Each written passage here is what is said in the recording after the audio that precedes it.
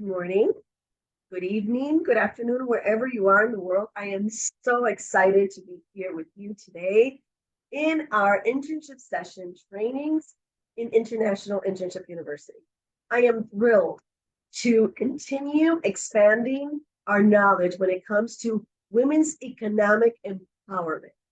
This is the Women's Economic Empowerment series. We've been doing this for the last 3 months, and every week, or we try to have every week, a topic that will help women and girls get ahead. But what we actually do here is teach all of us how we can empower and help women become the beacons and the partners to help the world become the sustainable world that we all need. My name is Virginia Rivera, and I come to you from sunny Puerto Rico in the Caribbean. Puerto Rico is part of the United States of America, and we are thrilled to be always present here in IIU. I am a consultant, a coach, and a business mentor. I've been doing this for over 20 years, and I have to tell you that the most exciting thing for me is when one of my coachees or one of my clients tells me, Virginia, I made it. I did it. I was able to conquer maybe the biggest fear they ever had, and they're doing what they were meant to do. So these sessions are really to help all of us understand how inclusion and diversity really help us all have the world that we need in order to continue to live the way we deserve to live in freedom, dignity, and prosperity for the future generation. I have to say that being part of IIU is a tremendous honor, and I am always humbled to walk alongside incredible e-educators. We are in over 195 in the world. We are the largest e-learning platform with higher education as our goal, but beyond degrees. We want to make sure that our skills prepare you to enter the workforce in 2021. And also, not only that, helps you attain the goals that you want for your life. Our visionary, our founder, Mr. Piyush Pandit, always dreamt of having a world where every single person had access to education. We see education as a fundamental right that it is. We believe that education is the pillar to protecting and promoting human rights. In order for us to be able to live in the human rights that are part of our declaration, in order for us to make sure that they're protected, that they're respected, that they're granted, and they're fulfilled, we need to make sure that every individual has access to quality education. So this was Mr. Piyush Pandit's dream. He became a successful entrepreneur, and as soon as that happened, he decided to use that to make his dream come true. And his dream is to change the world, to eradicate all barriers so that every person, every child has access to education. I am honored, like I said before, to be part of this movement, to be part of this institution. And most importantly, I come to you not only as a trainer, but as a partner in growth for this incredible organization.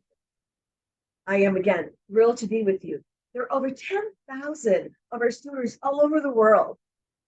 And every day we bring more members in, more e-learners in, but we also have more than 5,000 e-educators around the world. And I have to tell you that this month, we have been bringing in so many new teachers, educators, coaches, mentors that have your best interest at heart, that want to make sure that you have the education that you need. So please stay tuned. Let's learn together. This is our moment, and we definitely are in the driver's seat when it comes to creating the world that we want.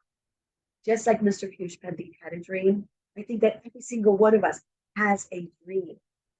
Just like Mr. Piyush Pandit was able to use whatever he has, his resources, to make his dreams come true, today I tell you that you can do the same. Let's learn together. Let's empower each other. And most importantly, let's walk together to the world that we want. IIU is revolutionary. IIU is the revolution, and you are part of it. So before the time goes by, I want to make sure that we start and we have enough time to discuss our very important topic today. Our topic today is one that I don't think is addressed enough, and that it seriously impacts all of us. When we do not address the invisibility of girls and women with disabilities, we really hurt all of us. We know that people with disabilities still face so much discrimination and are not served the entire platter of opportunity. But when it comes to girls and women, it's even worse because it's like they don't exist, like they're invisible. And this really hurts all of us because we will not be using that talent, that contribution to the benefit of the world. So let's talk a little bit about today why this happens, how we can be part of it, and most importantly, if we actually activate and empower our girls and women to become educated. And that is the number one way that we can help address this issue is by providing education. And that's why I think it's key that we talk about this here today in IIU. So I'm going to go ahead and get our presentation ready.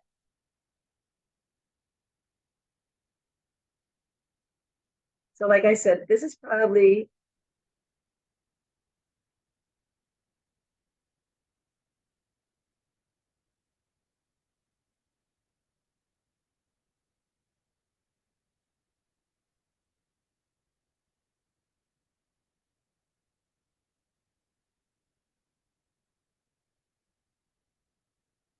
to make this work.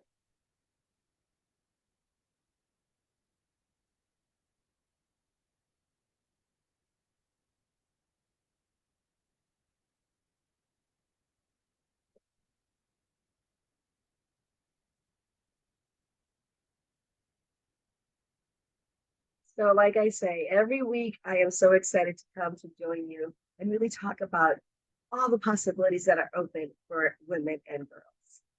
And I have to tell you that it's very exciting to see projects and concepts being developed all the time, most importantly with inclusion and diversity. So let's talk a little bit about our objectives with this training today.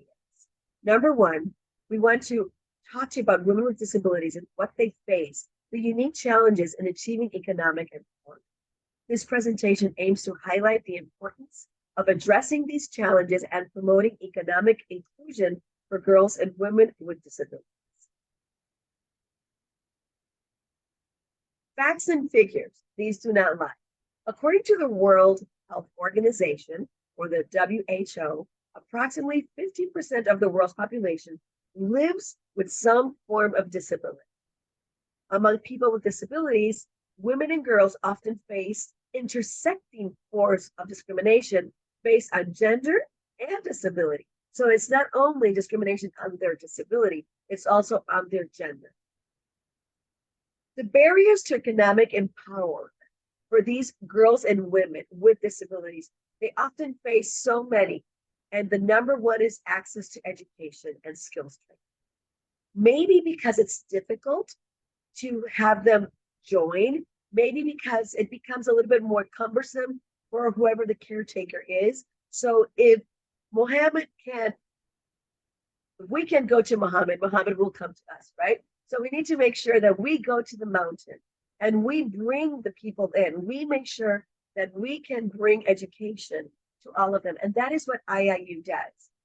Because it's a digital platform, we can reach any corner of the world, any home in the world, any room. And that is why I understand that this is such an important conversation that we need to be having today. Discrimination in accessible workplaces and lack of reasonable accommodations contribute to the exclusion from the workforce for many of these women. When we do not have education and skills training accessible, that is when we realize that we're not really empowering the girls and women with disabilities. Providing skills, training, and vocational programs tailored to their needs will enhance their employability. And when you enhance their employability, you empower them to live a life that is dignified. Employment opportunities. Women with disabilities have lower employment rates compared to men with disabilities and women without disabilities. Promoting inclusive hiring practices, reasonable accommodations, and workplace accessibility can enhance their opportunities. Let me tell you something. Many times we think that it's really, really difficult to make accommodations for somebody who has disabilities. The number one thing is we need to make sure that we recognize what the disability is. Number two, we need to make sure that we have a ramp if it's needed. We have some type of braille system, or we have a system that will help people be able to read if they can't hear. But there are other functional diversities. You know, there's some people that have ADD, that are neurodivergent, ADHD. We also have Down syndrome. We have cerebral palsy. Every single one of these human beings that present some type of challenge, believe me, can also be very productive if we are able to accommodate them and we recognize what their talent is. So I want you to open up your mind and realize that if you're a teacher today and you have a student with a disability, that student deserves the opportunity to develop and become empowered. If you work and you're an employer and somebody comes to you with a disability, please learn what it is and how we can accommodate that so you can benefit from the talent and the know-how of these individuals. Entrepreneurship and self-employment. Encouraging entrepreneurship and self-employment can provide economic opportunities for women with disabilities. Access to financial resources, mentorship, and business development support are essential for their success. I want to share a story with you, and I want to honor her memory. Vivian Perez was my virtual assistant. I met her online. I interviewed her. She was sharp as so sharp, so intelligent. She helped me with everything. When Hurricane Maria came to Puerto Rico, we lost power for almost 3 months. And a lot of the people that had special conditions, well, obviously were affected, especially those that depend on electricity in order to have their accommodations served. I knew that Vivian had some sort of muscular dystrophy, part of the syndrome. And I knew that she had some type of mobility limitation. I didn't really know what. She didn't really tell me. I'd never asked her. But one day she said, Virginia, I don't think I can continue helping you because electricity is so scarce right now. And our generator, because of the lack of fuel, only helps me with my breathing machine. I said, no, don't worry. We can convene when things get back to normal. But the truth is that I started thinking, I'm like, okay, so she has a respirator in order to live. I asked her, I said, how can I help? And she's like, well, it's really difficult because I really need a generator, a bigger one. She had a little one. So I remember calling a few of the people in my network. That's why networks are so important. And we were able to get her one generator to purpose her entire house, to really produce enough energy for her entire house. When I went to visit my dear friend, Vivian could not move at all. She could only move one hand, and that is the hand she used to work with. She could move her eyes. She could hear, she could smell, and she couldn't speak because she had a respirator. She had a tracheotomy. I have to tell that I was so surprised at the condition in which she was living. And I was so surprised at the quality of work that she was producing with one hand and her mind and her brain and her senses, some of those senses. So let's never think that people with disability, women with disabilities, and girls cannot really be productive and that they can contribute to the world, because they can. And my dearest Vivian, I know she's in a better place right now. And I remember her fondly, but I remember mostly how good she was, how sharp she was, and how much she contributed to me and to the world that I am. So let's never rule anybody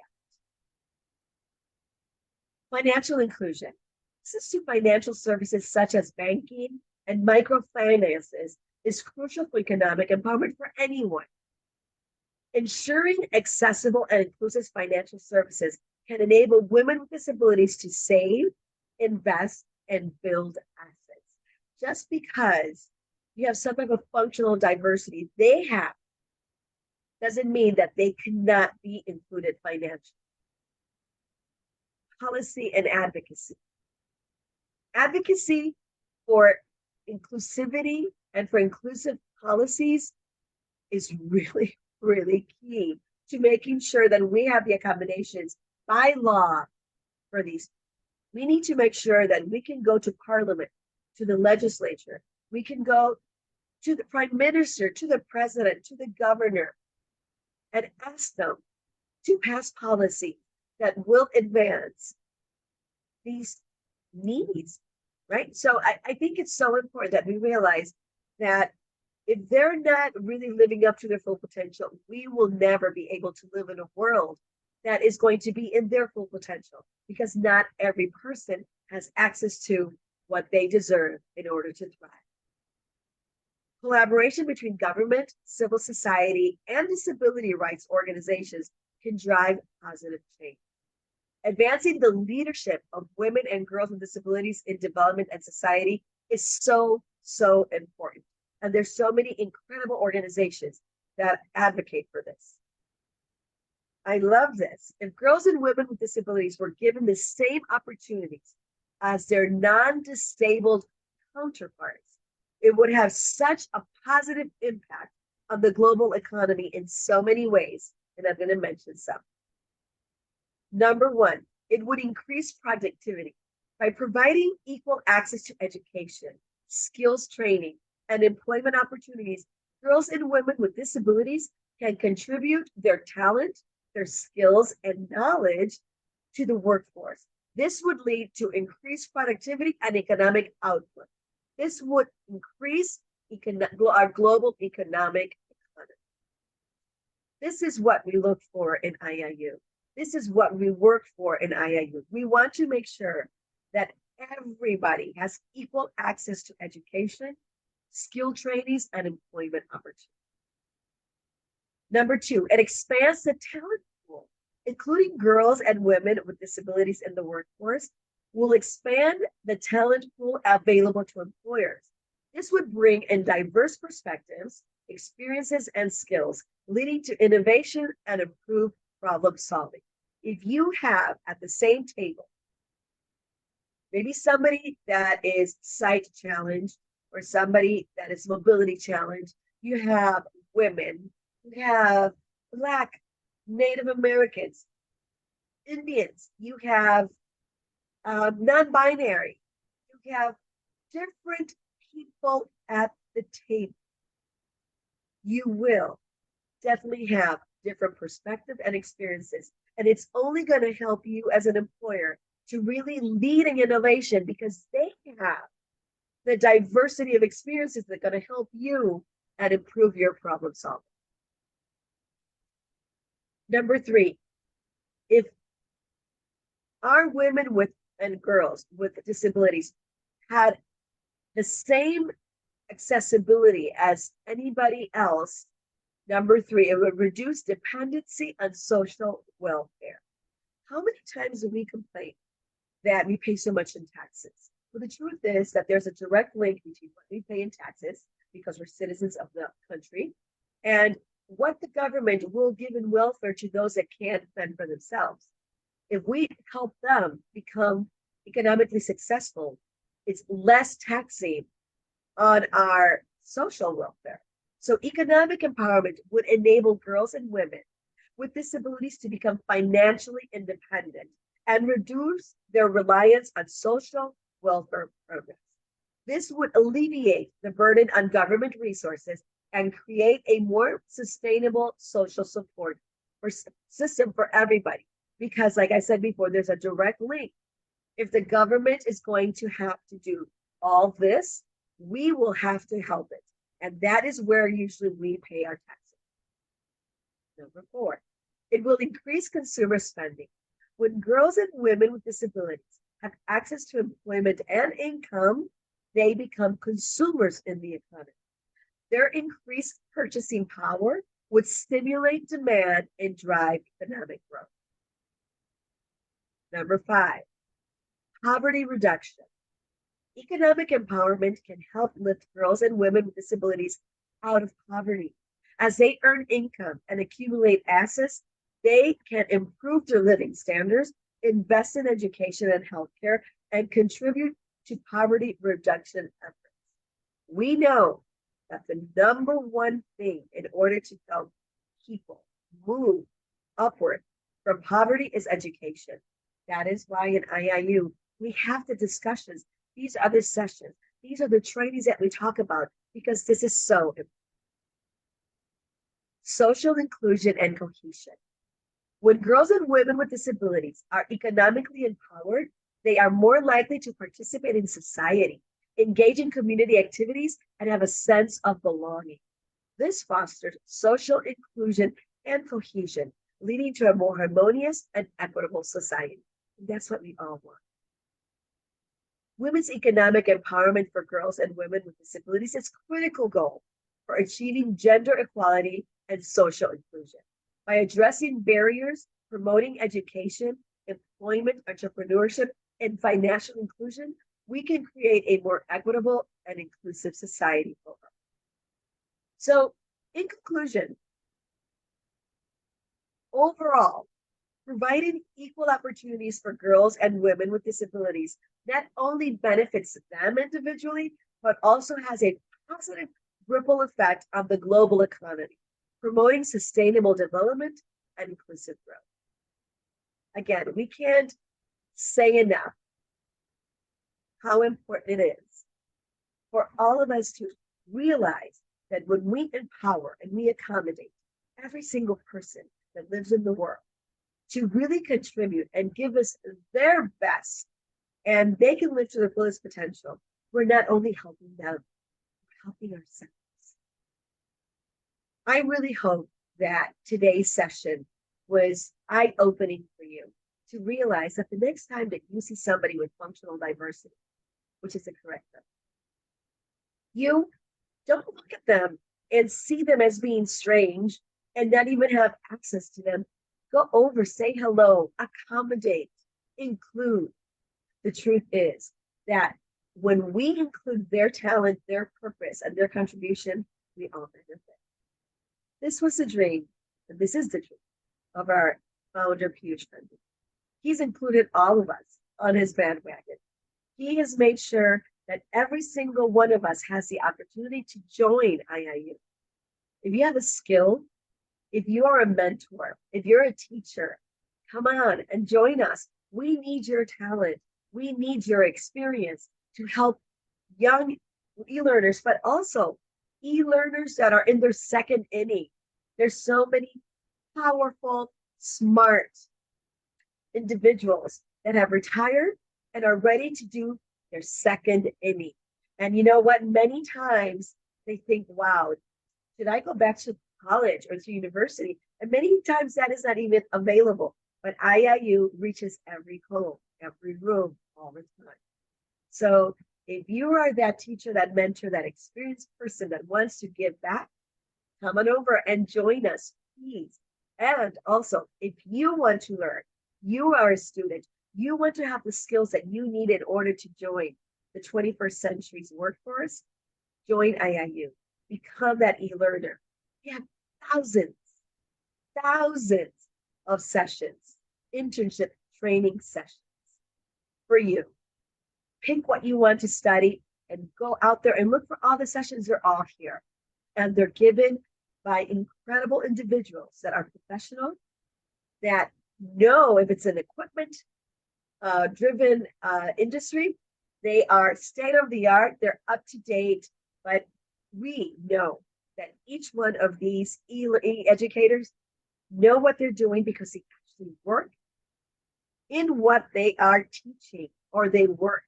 So if you're a mentor, if you're a teacher, and you want to really give your skills and what you know and your experience, join us. If you're an e-learner and you want to go beyond a degree and you want to get the best education possible, join us.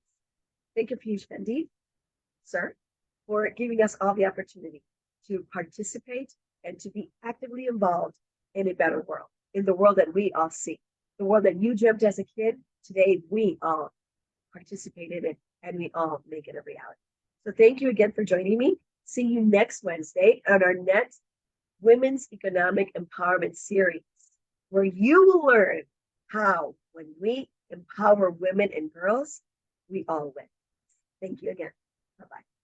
Oh, I wanted to say, if you are an educator, if you are a principal, if you are an education executive, if you are an entrepreneur, please join us on December 25th. There's an amazing event that will be going on in New Delhi. So follow our social media platforms so you can find out more. This is a great opportunity. See you soon.